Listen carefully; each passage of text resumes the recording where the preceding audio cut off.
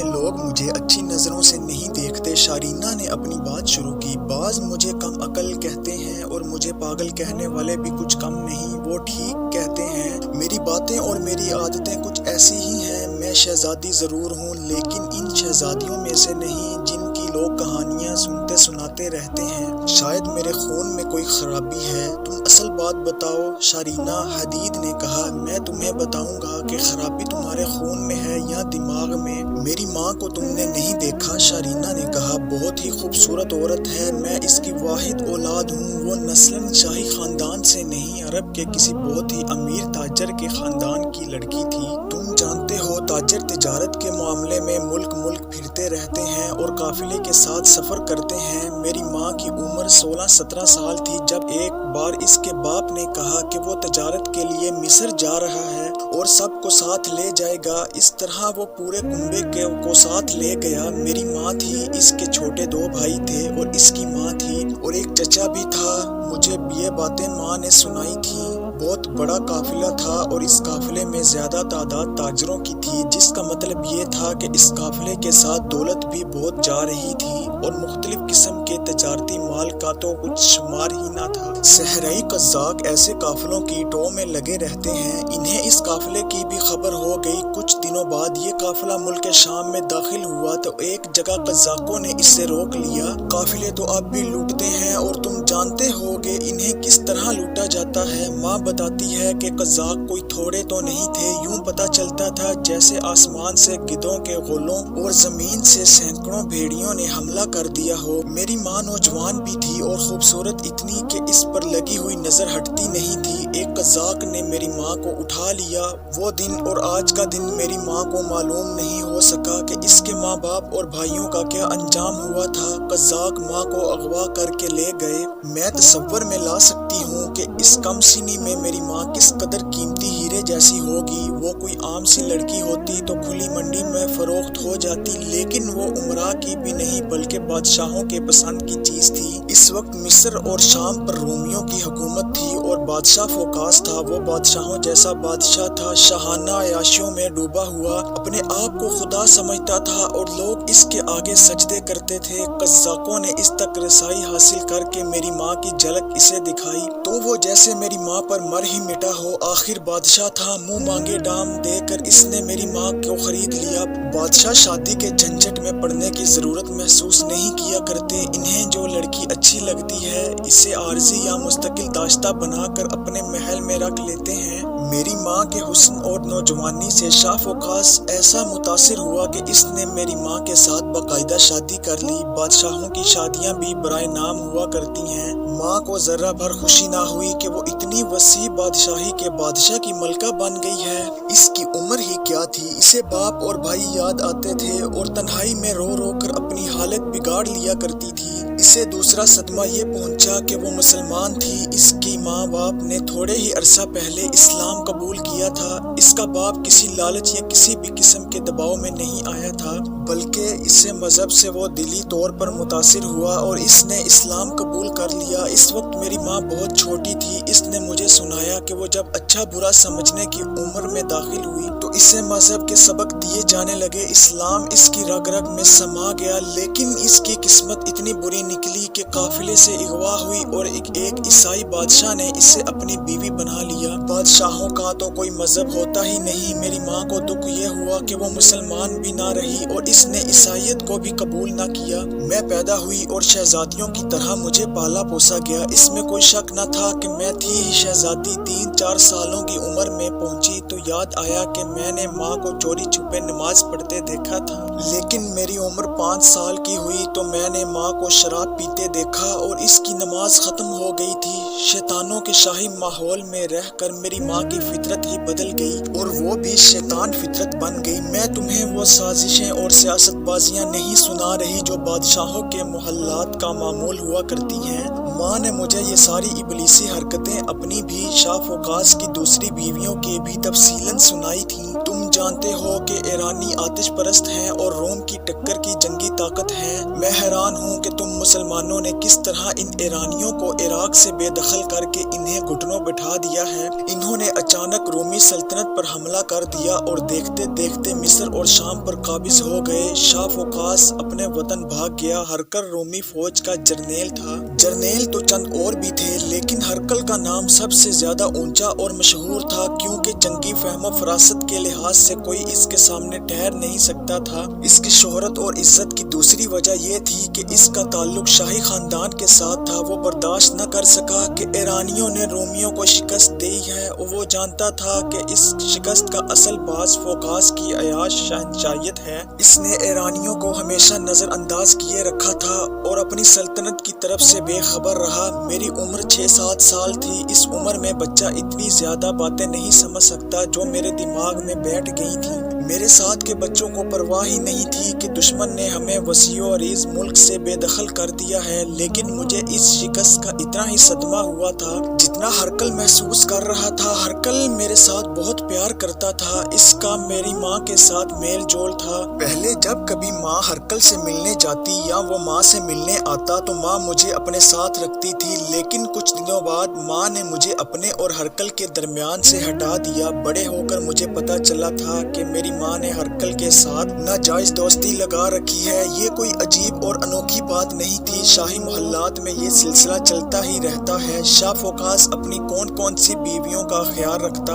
अब मैं तुम्हें जो बात सुनाने लगी हूँ मुझे बड़े होकर मालूम हुई थी। बात ये थी कि हरकल शाह फोकास को उकसाता रहता था कि ईरानियों पर जवाबी हमला किया जाए, लेकिन फोकास टालता चला आ रहा था। हरकल ने इस बादशाह का तख्ता उल्टने का इरादा कर लिया। इस मकसद के लिए इसने दूसरे जर्नेलों को साथ मिलाया। इस वजह से बगावत के लिए तैयार हो गए कि शाह फोकास शिकस्त की जिम्मेदारी इन जर्नेलों पर डाल रहा था। हरकल ने तमाम जर्नेलों को तैयार कर लिया था तो पता चला कि 2-3 जर्नेल दरअसल शाह फोकास के हामी हैं और फौज की खासी नफरी को इन्होंने शाह फोकास की जाती फौज बना रखा है। इन 2 जर्नेलों को खबर मिल गई जो बादशाही के हामी थे। इन्होंने फौज की नफरी को साथ लिया जो इनके जेर असर थी, और इस नफरी से इन्होंने महल को मुहासरे में लेने वाली नफरी पर हमला कर दिया। हरकल के दस्तों ने जमकर मुकाबला किया। हरकल ने सोचा कि इसने बादशाह का तख्ता उल्टने की कोशिश की तो खाना जंगी होगी जो रोम को ले डूबेगी। खाना जंगी के बगैर तख्ता उल्टने का एक ही जरिया था कि शाह फोकास को किसी न किसी तरीके से कत्ल कर दिया जाए।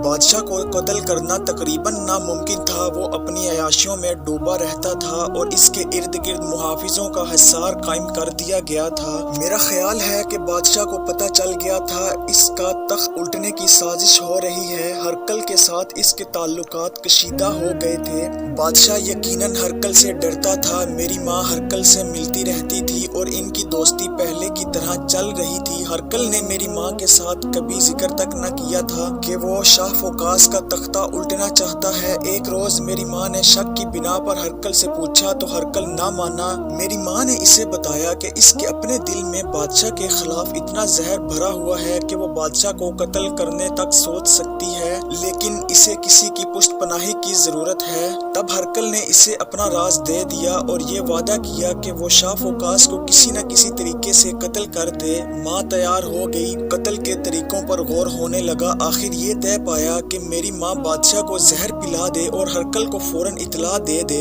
मेरी माँ के लिए ये तरीका आसान था। हरकल ने ऐसे जहर का इंतजाम करके मेरी माँ तक पहुँचा दिया जो फौरन असर नहीं करता था, बल्कि आहिस्ता आहिस्ता अपना असर दिखाता है और जिस्म को अंदर ही अंदर से खाता चला जाता है और 12-14 दिनों तक आदमी मर जाता है। इस जहर का सुराग लगाया ही नहीं जा सकता। बड़े बड़े काबिल तबीब भी इसे कोई पुरअसरार बीमारी कह देते हैं। एक रात मेरी माँ ने ये जहर शराब में मिलाकर शाह फोकास को पिला दिया। अगले रोज हरकल को इतला दे दी कि जहर बादशाह के पेट में चला गया है। हरकल फौज का कमांडर इन चीफ था। सारी फौज पर इसका हुक्म चलता था। इसने फौज की कुछ नफरी को अलग करके हुक्म दिया कि बादशाह के महल को मुहासरे में ले लिया जाए। इसके हुक्म की फौरी तामील हुई। हरकल शाह फोकास के सामने गया और इसे कहा कि वो फरमान जारी कर दे कि वो तख्त से दस्तबरदार हो गया है और हरकल को इसने अपना जानशीन मुकर्रर किया है। हरकल देख रहा था कि बादशाह के जिस्म में जहर का असर शुरू हो गया था। वो अपने अंदर कोई तकलीफ महसूस करने लगा था।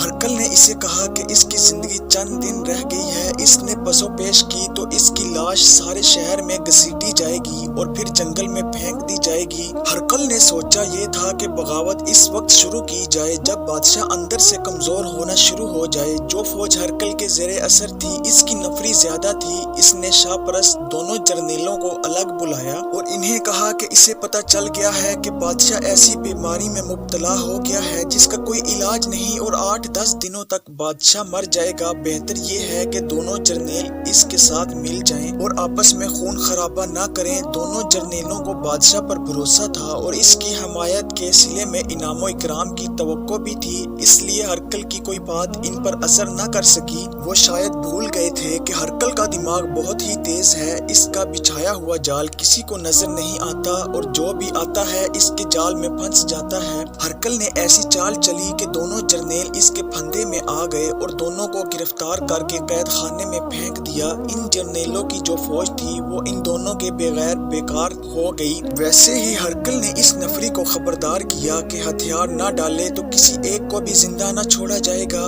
فوج کے یہ 2-4 دستے کر ہی کیا سکتے تھے جبکہ ان کا کوئی کمانڈر رہا ہی نہیں تھا۔ انہوں نے ہتھیار ڈال دیے۔ 3-4 دن اور گزرے کہ بادشاہ فوقاس کی جسمانی اور ذہنی حالت زہر کے اثر کی وجہ سے اتنی خراب ہو گئی کہ وہ بستر سے اٹھنے سے معذور ہو گیا۔ آخر ہرقل نے اسے مجبور کر دیا کہ وہ اس کے حق میں شاہی فرمان جاری کر دے۔ شاہ فوقاس تو صحت اور زندگی کی بھیک مانگ رہا تھا۔ عیش پرست انسان اس دنیا سے جانا نہیں چاہتا تھا۔ اس نے ہرقل سے منت سماجت کی کہ وہ اس کا علاج کرائے۔ وہ کہتا تھا کہ اس کا جسم اندر سے کٹ رہا ہے، وہ تو زندہ لاش بن گیا تھا اور طبیب اندھیرے میں ہاتھ پاؤں مار رہے تھے اور یہ پتہ چلتا ہی نہیں تھا کہ یہ کیسی بیماری ہے جو بادشاہ کو اندر ہی اندر کھائے چلی جا رہی ہے۔ ہرقل نے اسے کہا کہ وہ اس کا علاج کرائے گا اور وہ ٹھیک بھی ہو جائے گا، لیکن شرط یہ ہے کہ فرمان جاری کر دے۔ ایک دن اور گزرا تو شاہ فوقاس یوں محسوس کرنے لگا جیسے اس کے جسم کے اندر آگ لگ گئی ہو۔ اسی کیفیت میں ہرقل نے اس سے فرمان لکھوا لیا اور اس فرمان کو لوگوں تک بذریعہ منادی پہنچا دیا گیا۔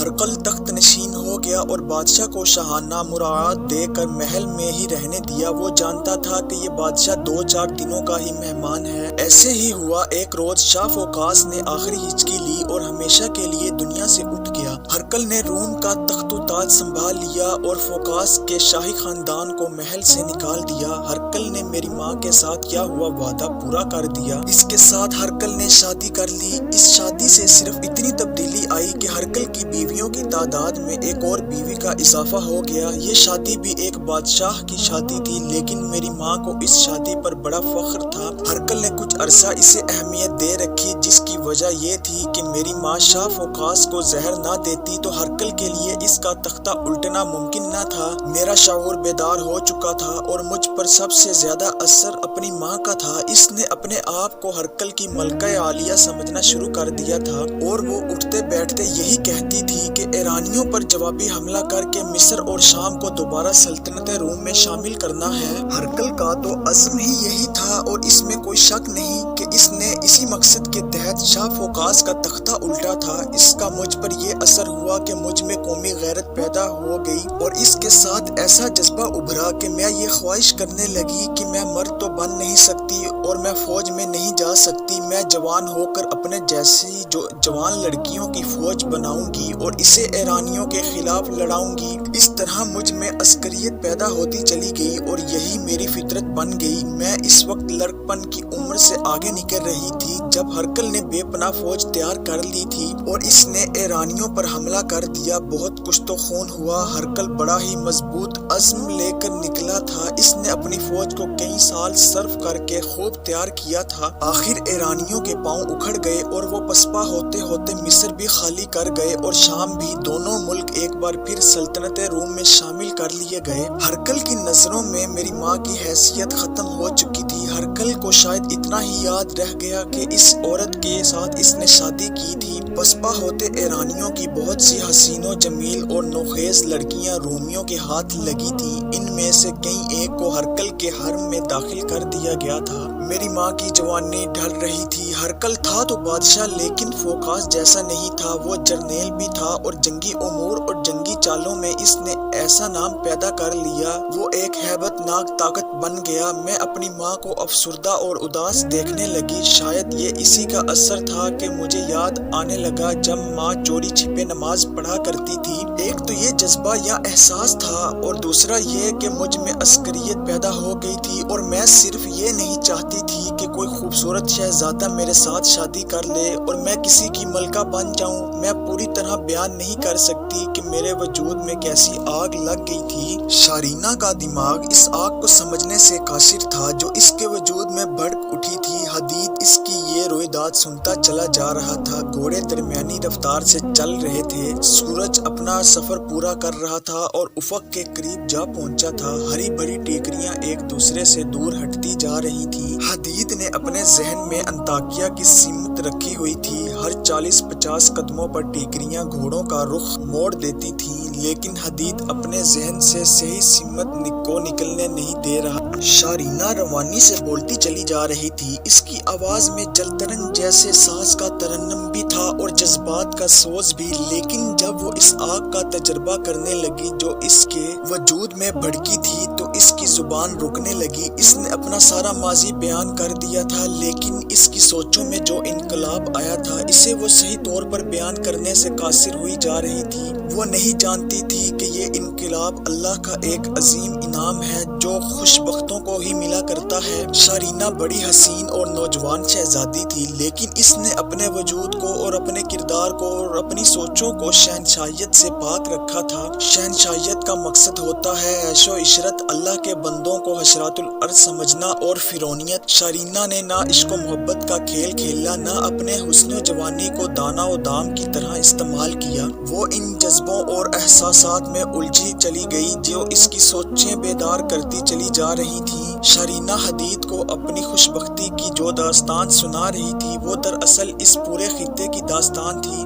वो खित्ता जिसे आज इराक और शाम कहा जाता है बातिल की बड़ी बेरहम गिरफ्त में आया हुआ था। इराक पर आतिश परस्त ईरानी और शाम और मिस्र रोमियों के कब्जे में थे। पहले मुतअद्दिद बार बयान हो चुका है कि इस वक्त ये दो ही जंगी और शाही ताकतें थीं। ईरानी तो आग की पूजा करते थे और रोमी जिन्होंने अपनी सोच के मुताबिक हजरत ईसा अलैहिस्सलाम को सलीब पर लटकाया था, अब ईसाइयत के पैरोकार थे और बैतुल मुकद्दस को इन्होंने दुनिया भर के ईसाइयों के लिए एक काबा जैसा मुकद्दस मुकाम बना दिया था। मस्जिद अक्सा को वो अपनी इबादत गाह समझते थे। शारीना ने हदीद को ठीक सुनाया था कि ईरानियों ने रोमियों से शाम और मिस्र छीन लिए थे। तारीख के मुताबिक ये 614 ईस्वी का वाक़या है। इस वक्त रोम का बादशाह फोकास था। वो अपनी शाहाना ऐश परस्ती में डूबा हुआ था। इसने इतनी बड़ी शिकस्त को हजम कर लिया। फोकास सिर्फ ऐश व इशरत में ही ना पड़ा रहा बल्कि इसने अपनी रियाया पर जुल्म तशद्दुद शुरू कर दिया। वो अब लड़ने की और ईरानियों से मिस्र और शाम फतह करने की बात करता ही नहीं था, ना सुनता था। इसने जब देखा कि रियाया भी एहतजाज कर रही है और रियाया में से ये आवाजें उठने लगी हैं कि ईरानियों पर जवाबी हमला ना किया गया तो वो इनके वतन रोम पर भी हमला करके रोमियों को गुलाम बना लेंगे। शाह फोकास ने लोगों के मुंह बंद करने के लिए अपनी फौज इस्तेमाल की और फौज ने लोगों पर बेपनाह जुल्म और सितम ढाए। शारीना ने हरकल की बगावत की बात भी सही सुनाई थी। इस बगावत की तफसीलात तारीख में आज भी मौजूद है। हरकल शारीना की माँ के हाथों फोकास को जहर पिलाकर बगावत की और कामयाब हो गया। वो खुद रोम के तख्त पर बैठा और 625 ईस्वी में इसने मिस्र और शाम पर ऐसी यलगार की कि ईरानियों को वहां से भगा दिया और इन दोनों मुल्कों को सल्तनत रोम में शामिल कर लिया। इसके बाद ईरानियों ने रोमियों से टक्कर लेने की जुर्रत न की। ईरान और रोम, जिन्हें तारीख इस्लाम में कैसर रोम और किसरा ईरान कहा गया है, ये ताकत आपस में टकराती रहती और लोग पिसते रहते और इनका खून बहता ही रहता था। इस वक्त के वाक़े निगार इस किस्म की तहरीरें छोड़ गए हैं कि कोई तसव्वुर भी नहीं कर सकता था कि इन दो ताकतों में से किसी एक को भी कोई और ताकत उठकर कमजोर कर सकेगी। लेकिन एक तीसरी ताकत उभरती चली आ रही थी। ये सिर्फ एक जंगी ताकत नहीं थी बल्कि एक नजरिया था। इब्तदा में ईरानियों और रोमियों के मोहल्लात में इसकी खबरें पहुंची तो इन दोनों कौमों ने कहा कि ये सहराए अरब के लुटेरे बद्दू हैं। इन्होंने मजाक उड़ाकर इन खबरों को नजरअंदाज कर दिया। ये तीसरी ताकत उफक से इस तरह उठी जिस तरह तूफान बादबा की काली घटाएं बिजलियों से लदी हुई उठा करती हैं, या वो सहराई तूफान उठता है जो टीलों और टीकरियों को अपने साथ उड़ा ले जाता है। ये तीसरी ताकत हथियारों से कम और एक ऐसे जज्बे से ज्यादा लेस थी जो अल्लाह ने वही के जरिए इन पर उतारा था। ये एक ऐसा लश्कर था जिसकी नफरी बहुत ही थोड़ी थी, लेकिन इसे अल्लाह ने ऐसी कुव्वत अता की थी जिसे ईमान की कुव्वत कहा जाता है। अरब के रेगजारों में से ये जो लश्कर उठा था, इसके सिपा सालारों के दिलों में मुल्क गिरी की हवस नहीं थी, बल्कि वो अल्लाह का ये पैगाम लेकर निकले थे कि रुए जमीन पर हुक्मरानी सिर्फ अल्लाह तबारक व तआला की है और अल्लाह का कोई बंदा किसी बंदे को अपना गुलाम नहीं बना सकता। अल्लाह ने अपना ये पैगाम अपने रसूल सल्लल्लाहु अलैहि वसल्लम के जरिए उतारा था। अल्लाह के ये पुरइसरार बंदे बातिल को नेस्तो नाबूद करने के लिए, इंसानों को आज़ाद करने कराने के लिए, बनी नौ इंसान को बदी से बचाने के लिए और अल्लाह के बंदों में हकूकुल इबाद का जज्बा पैदा करने के लिए निकले थे।